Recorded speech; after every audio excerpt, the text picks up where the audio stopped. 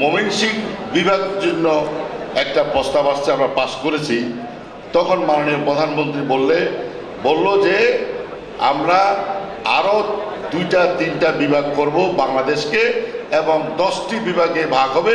চট্টগ্রাম আলাদা হয়ে যাবে এবং Chittagong will have a independent বিভাগ, অর্থাৎ চট্টগ্রাম 3 পার্বত্য চট্টগ্রাম এবং কক্সবাজার দিয়ে।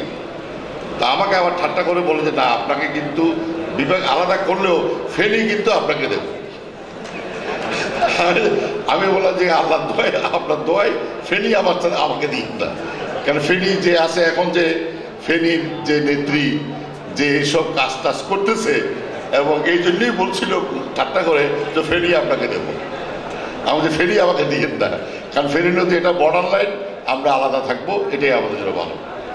সুতরাং আজকে মহিউদ্দিন চৌধুরী কিছুক্ষণ আগে যে গানটি গিয়েছে, মহিউদ্দিন চৌধুরীর আন্দোলন সংগ্রাম আমি দেখেছি। আমার একটা কথা মনে পড়ে, বঙ্গবন্ধু 1000 বছরের শ্রেষ্ঠ বাঙালি যখন নির্মমভাবে হত্যা হয় এবং শাহাদাত বরণ করে, মহিউদ্দিন চৌধুরী তার প্রতিশোধ নেওয়ার জন্য সে তখন আত্মগোপন করেছিল এবং চেষ্টা করেছিল, এটা আমি জানি।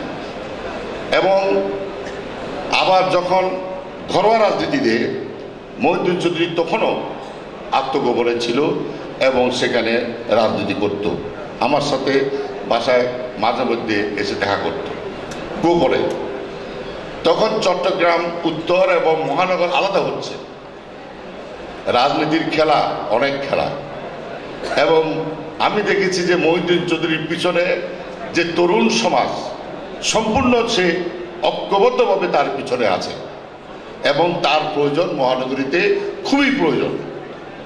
আমি এটা দেখে যখন কেন্দ্র থেকে নেতৃবৃন্দ আসলো, তখন দেখলাম যে এখানে অনেক খেল, মহিউদ্দিন জানে এটা, অনেক খেল। মহিউদ্দিন তো আত্মপ্রকাশ করতে পারছে না, বৈঠকও বসতে পারতেছে না, সে গোপনে আছে, সকল দায়িত্ব আমার উপরে।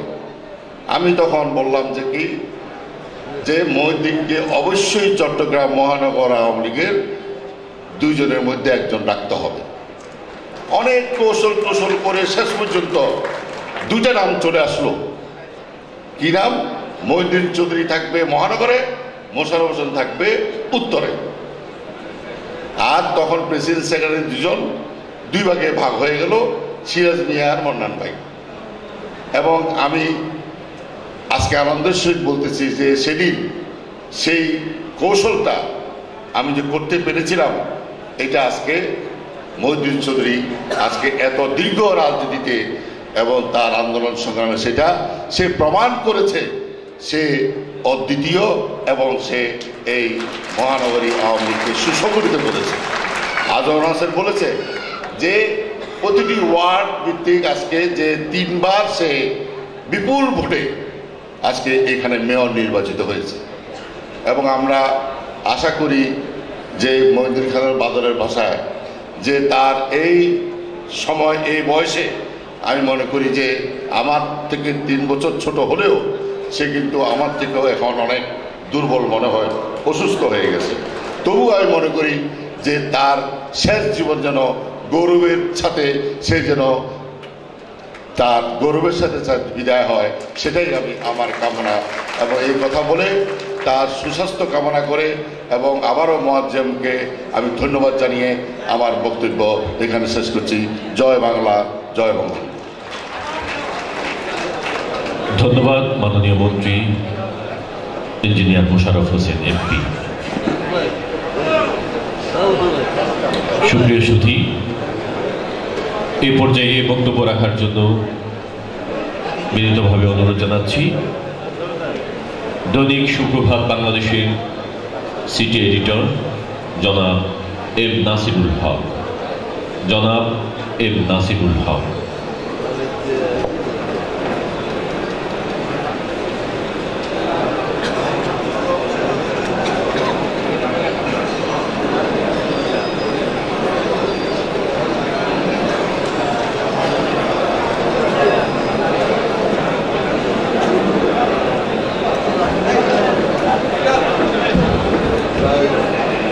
আজকের অনুষ্ঠানের শ্রদ্ধাভাজন সভাপতি মাননীয় প্রধান অতিথি, যাকে উপলক্ষ করে আজকের এই বই প্রকাশনা উৎসব, শ্রদ্ধেয় মহিউদ্দিন চৌধুরী, উপস্থিত সুধীমণ্ডলী এবং আমার প্রাণের ভাই বোনেরা, আসলে আমি নিজেও একটু বিব্রতকর অবস্থায় আছি। এক নম্বর বিব্রতকর অবস্থার কারণটি হচ্ছে আমি দেরিতে এসেছি। আমার আরেকটা সভা ছিল, সেই সভায় আপনারা জানেন যে বাঙালিদের যেটা নিয়ম, সভা শুরু হবে বলে 10টায়, শুরু হয় 11:30টায়, শেষ হবে বলে 1টায়, শেষ হয় 3টায়। সেরকম অবস্থায়, সেরকম একটা গ্যারাকলে অবস্থায় না বলে গ্যারাকলে আমিও পড়েছিলাম, যার কারণে আমার আসতে দেরি হয়েছে। আমি সর্বপ্রথমে ধন্যবাদ এবং কৃতজ্ঞতা জানাবো মহিউদ্দিন চৌধুরীকে নয়, মহিউদ্দিন চৌধুরীকে, যিনি একটি বইয়ের মাধ্যমে এক জায়গায় নিয়ে এসছেন তাকে। তিনি আমার একজন সতীর্থ, তিনি আমার একজন সহকর্মী, তিনি আমার একজন টেবিল সহকর্মী এবং আমার ছোট ভাই মোয়াজ্জেমুল হক। তার সাথে আমার নামেরও কিছুটা মিল আছে, আমার নাম নাসিরুল হক, আমি মোয়াজ্জেমুল হক। তো দুইজনের মধ্যে কিছুটা মিলও আছে, আমার মনের দিক থেকে অনেকটা কাছাকাছি আছি। আমি ব্যক্তিগতভাবে সাংবাদিকতা জীবনে আমার বয়স হচ্ছে 38 বছর। আমি গত কয়েকদিন ধরে চিন্তা করছিলাম, প্রতিটা বছর যদি একটি করে ডায়েরি লিখতাম, প্রতিদিনের ঘটনাগুলো লিখতাম, তাহলে আমার মনে হয় যে আমি কম করে 38টা বই লিখতে পারতাম। এরকম অনেক জায়গায় সাংবাদিকতা করতে গিয়ে মার পিঠ পর্যন্ত খেয়েছি, কিন্তু কোথাও লেখাজোখা নাই।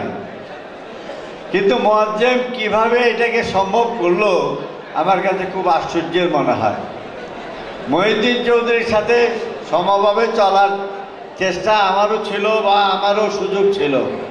আমি একটা বিশ্ববিদ্যালয়ের ঘটনা বলি। আমার মনে হয় 1970 সালের ঘটনা। আমি যখন বিশ্ববিদ্যালয়ের MA ফাইনাল ইয়ারের ছাত্র, ওনার বিরুদ্ধে তখন হুলিয়া। উনি একদিন কয়েকটা দিন আমার রুমে ছিলেন। আলোহল হল নতুন তৈরি হয়েছে, আলোহল হলে ছিলেন। একদিন সকালবেলা দেখি যে দুটো বড় বড় চপ্পল আমার রুমে, আমার ছোট ছোট চপ্পলগুলো নাই। মানে উনি ঘুমের থেকে উঠে আমার ছোট চপ্পলগুলো পরে চলে গেছে, আর বড় বড় বিরাট চপ্পলগুলো রেখে গেছে। তো আমি চিন্তা করলাম যে এই লোককে নিয়ে তো একটা বড় বিপদ, কোন সময় আমার শার্ট পরে চলে যাবে কোন সময়। কিন্তু আমি দেখেছি যে না। পরে আবার ঘুরে এসে বললো যে মামা আতগুলো গিয়ে গই আয় অনার সেন্টার ফিতে গিয়ে গই আয় আর সেন্টার অনার আগে। ওনার নানি হচ্ছে আমার ফুফু সম্পর্কে, সেদিক থেকে আমার মামা সম্পর্কেরই হয়। যদিও আফসারুল আমিন আমার খালাতো ভাই, ওই আমরা মামা মামায় ডাকাডাকি সুবাদে আফসারুল আমিনও আমাকে মামা ডাকে, যদিও সে আফসারুল আমিন আমার খালাতো ভাই। তো যাই হোক, এই কথা বলবো না যে আমরা যখন দেখেছি যে তৃতীয়বারের মতো যখন তিনি নির্বাচনে হারলেন তার শিষ্যের কাছে, সেই চক্রান্তের দিকে আমি যাচ্ছি না। শিষ্যের কাছে যখন হারলেন, তখন আমাদের অনেকেরই মনে প্রশ্ন ছিল। আমরা যখন প্রেস ক্লাবে আড্ডায় বসি, এই বিশ্লেষণগুলো করি, আমাদের মধ্যে করি আর কি, আমরা যতটুকু আমাদের বিদ্যা বুদ্ধিতে কুলায় করি, তখন আমাদের মনে হয়েছে যে এইবার হয়তো মহিউদ্দিন চৌধুরী আর এই যে মহানগর আওয়ামী লীগের সভাপতি থাকবেন না। কিন্তু আমরা জানি তার গভীরতা, রাজনৈতিক গভীরতা কতটুকু, এবং সমানভাবেই জানেন আমাদের জাতীয় নেত্রী, আমাদের সভানেত্রী, বাংলাদেশ আওয়ামী লীগের সভানেত্রী বঙ্গবন্ধু কন্যা শেখ হাসিনা। যার কারণে আমরা দেখেছি যখনই আওয়ামী লীগের সভাপতি ঘোষণা করা হয়েছে, তখনই বলা হয়েছে আওয়ামী লীগের সভাপতি হবে এবিএম মহিউদ্দিন চৌধুরী। তিনি অনেক সময় বলেন, আমরা যখন বলি আমরা তার একটু ছোট হব, বেশি ছোট হব না, একটু ছোট হব, যখন বলি যে আমার 2টা স্ট্যান্ডিং আছে, হয়তো কি হন আর এত গোড়া ফাড়া আর এত ডরে জেনকে লাগবে। এই যে মনের একটা সাহস, ওনার ওপেন হার্ট সার্জারি, কিন্তু উনি দেখা যায় কি যে কোনো কাজে আগে ঝাঁপিয়ে পড়েন। এই যে বন্দরের আন্দোলন বলেন, প্রিমিয়ার বিশ্ববিদ্যালয়কে অনেকে নালন্দা বিশ্ববিদ্যালয় বলে, আমরা আজকে গৌরবের সাথে স্মরণ করি এই প্রিমিয়ার বিশ্ববিদ্যালয়ে প্রায় 15,000 ছেলে মেয়ে লেখাপড়া করছে। আমি একদিন তার রুমে বসাচ্ছিলাম, আমাদের হৃদ্যতার কারণে যাওয়া আসাটা ছিল, হৃদ্যতার কারণে ওনার অফিসে যেতাম। উনি একদিন চট্টগ্রাম বোর্ডের চেয়ারম্যানকে ফোন করেছেন। চেয়ারম্যান আমার ঠিক মনে নেই কে আছেন, তো খদ্দের স্যার আয় 500 ফাইল পাঠায়, আয় কয়েকখান স্কুলের একটা কলেজ করতাম স্যার, তো আনা যদি এখানে অ্যাপ্রুভাল দিয়ে দেন তাহলে আয় অনেক হইলে আইলে ইস্যু অথবা কেউ হইলে আয় ফাটাইম। এখন চেয়ারম্যান তো মনে করেন যে মহিউদ্দিন চৌধুরী যেই কথা যেই জায়গায় বলছে যে অনেক হইলে আইলে ইস্যু, তখন তো চেয়ারম্যান নিশ্চয় কাঁপাকাঁপি শুরু হয়ে গেছে। কারণ জানে যে আমরা অনেক বিষয় জানি যে মহিউদ্দিন চৌধুরী অনেক জায়গায় অনেক বিষয় বলেছেন। চট্টগ্রামে যদি চাকরি করতে হয়, চট্টগ্রামের স্বার্থ রক্ষা করেই চাকরি করতে হবে। চট্টগ্রামের স্বার্থকে বিকিয়ে দিয়ে যদি মনে করেন যে চট্টগ্রামের কোনো বড় চেয়ারে বসে থাকবেন, তাইলে আমি মহিউদ্দিন চৌধুরী আপনাকে এখানে থাকতে দেব না। একটি বিষয়, একটি অনুরোধ নিয়ে তার কাছে গেছিলাম, সেরকমও চট্টগ্রামের স্বার্থ। আর হয়তো দূর মানে তামালা করতাম দেখুন এটা হয়তো নোয়া হারলে, তা হয়তো নোয়া হারলে তো বুঝলাম যার কথা বলতেছি যে নেতা আর কি, হয়তো নোয়া হারলে এটা লাই অনেক সুর করতে লাগবে না, হয়তো নোয়া হারলে নোয়ার হতে সার গিয়ে আছে অনেক খবর খোঁজতেন না, হয়তো খন আছে হয়তো আর ভাই আছে, স্বাস্থ্য ভাই আছে, খালতো ভাই আছে, মতো ভাই আছে, ফুতো ভাই আছে, ইউনিসেফ দিলে অনেক কুলে দিতেন না, তো হয়তো কিরণ করিব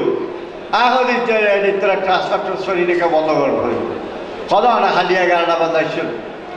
আমরা অনেকেই মনে করি যে ওনার মাথায় থাকে না বিষয়গুলো, যেমন আমার নিজেরও মাথায় থাকে না। আমি অনেক সময় আমাকে কোথাও যাওয়ার টাওয়ার করলে বলে যে ভাই আমার একটু মনে করাই দিই, হ্যাঁ।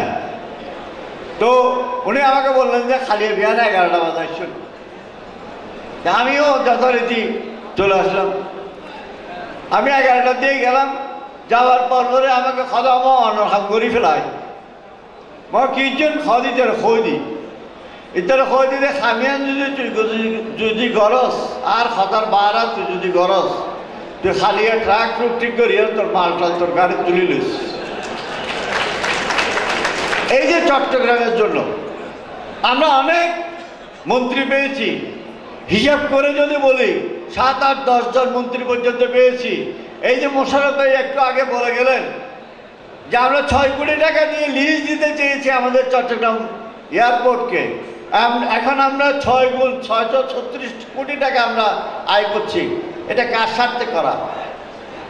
এই যে বিষয়গুলো আমাদের অবশ্যই আমরা চট্টগ্রামবাসী যারা আছে তাদের চিন্তা করতে হবে।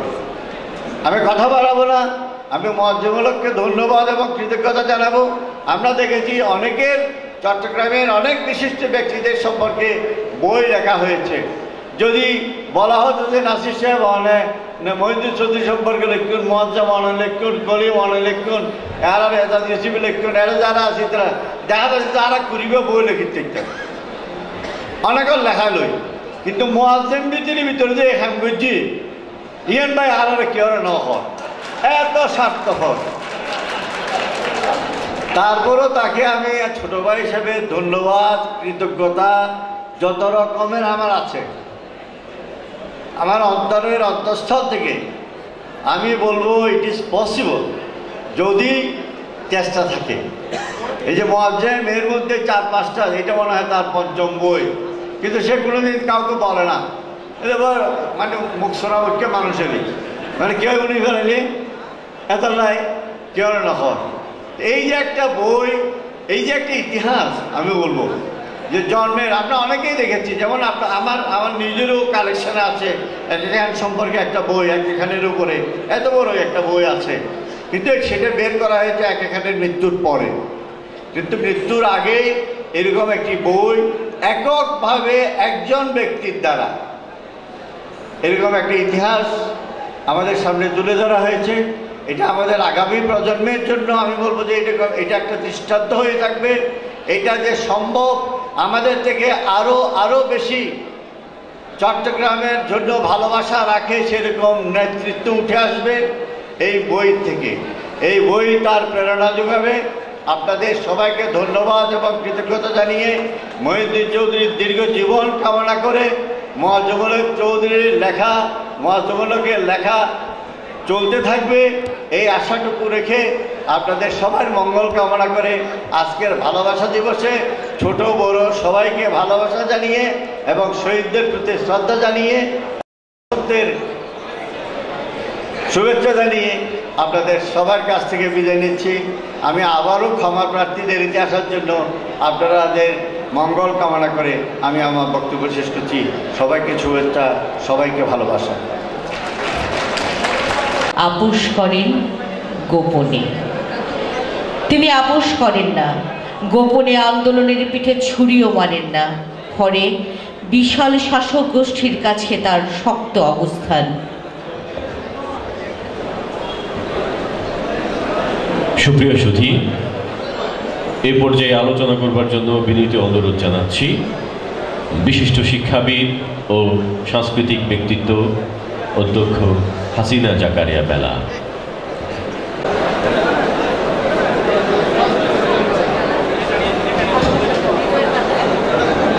আজকের এই বিশেষ দিন, ভালোবাসার দিন, আনন্দের দিন,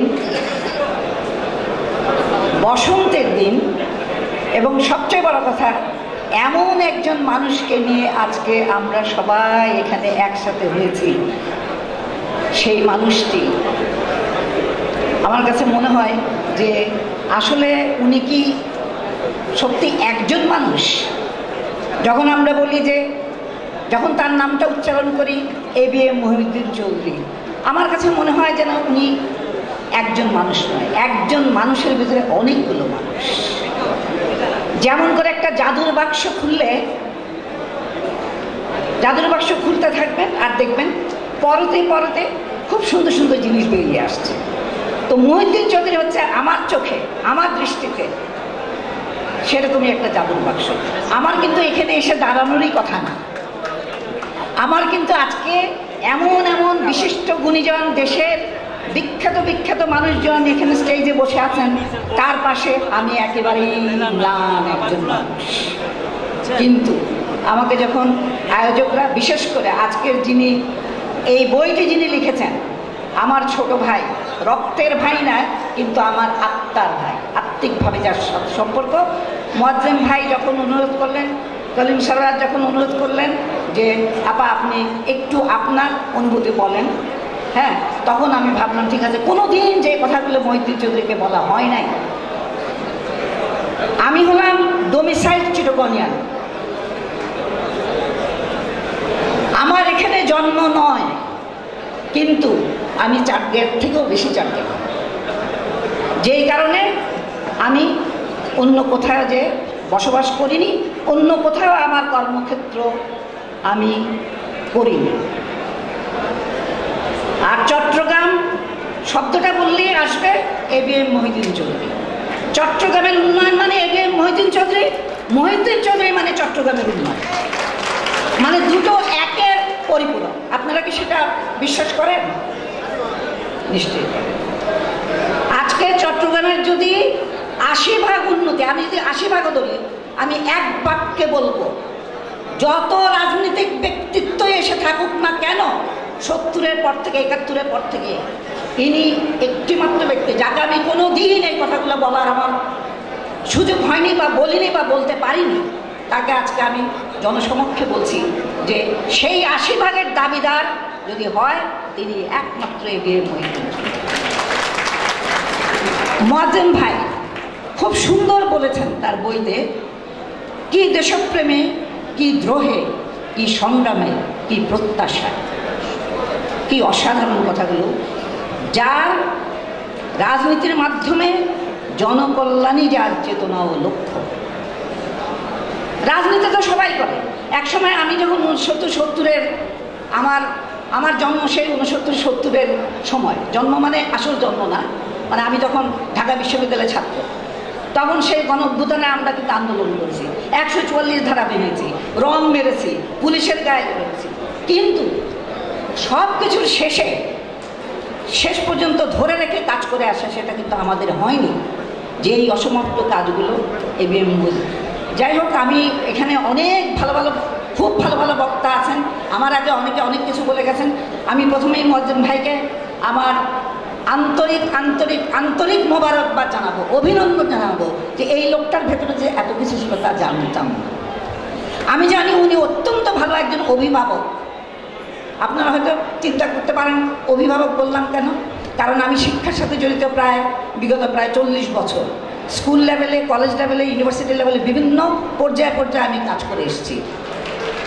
এবং সেই কলেজ লেভেলে থাকা অবস্থায় এবং স্কুলেও যখন ছিলাম, তখন এই মুয়াজ্জেমুল হক বা আমার ছোট ভাই মুয়াজ্জেম ভাই তখন তার ছেলে দুটোকে আমার হাতেই তিনি দিয়েছিলেন। আজকে সেই ছেলে দুটা অত্যন্ত প্রতিষ্ঠিত। একটি ছেলে তো আপনারা অবাক হবেন, যেটা উনি নিজে বলেন না, আমি সেই জন্য বলছি যে তার একটি ছেলে ইউকেতে, লন্ডনে আছে এবং সেখানকার গভর্নমেন্টে একটা খুব রেসপন্সিবল জবে সেই ছেলেটি কাজ করছে।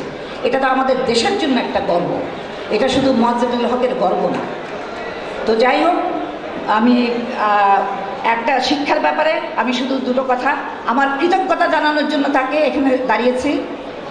যেই ঋণ তার কাছে আমাদের, বিশেষ করে শিক্ষায়, চট্টগ্রামের শিক্ষা ব্যবস্থায়, সেটা হলো যে ইউনিভার্সিটি বলেন, স্কুল বলেন, সিটি কর্পোরেশন বলেন, যখন প্রিমিয়ার ইউনিভার্সিটি হলো তখন সবাই আমাকে বলতো, যেহেতু আমরা শিক্ষার সাথে জড়িত, অনেকে এসে বলতো দেখতো না তোমার মুহিউদ্দিন চৌধুরী কী হচ্ছে হয়তো নর্দমার উপরে ইউনিভার্সিটি বানাই।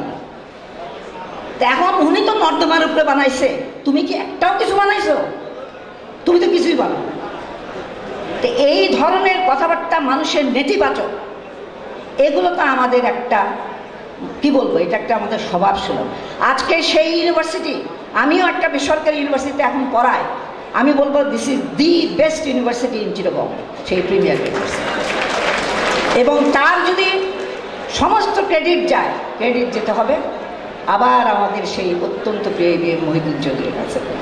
আর আমি বহুদিন, প্রায় 24 বছর ইস্পাহানি পাবলিক স্কুল অ্যান্ড কলেজে ছিলাম, সরকারি কলেজে চাকরি ছাড়াও। সেই সময় তাকে দেখেছি, তার যদি সাপোর্ট না থাকতো সেই প্রতিষ্ঠানটাকে কোনো দিনও আমরা দেশের একটা অন্যতম শিক্ষা প্রতিষ্ঠানে গড়ে তুলতে পারতাম না। সেই জন্য আজকে আমি জনসমক্ষে সবার সামনে আমি তার কাছে আমার কৃতজ্ঞতা আমি প্রকাশ করছি। আর সর্বশেষে, মানুষ মুহিউদ্দিন চৌধুরী কেমন ছিল, রাজনীতিবিদ তো সবাই জানে। মানুষ মুহিউদ্দিন চৌধুরী কেমন ছিল, আমি একটা উদাহরণ দিব যেটা কেউ জানে না, জানার কথাও না। 2002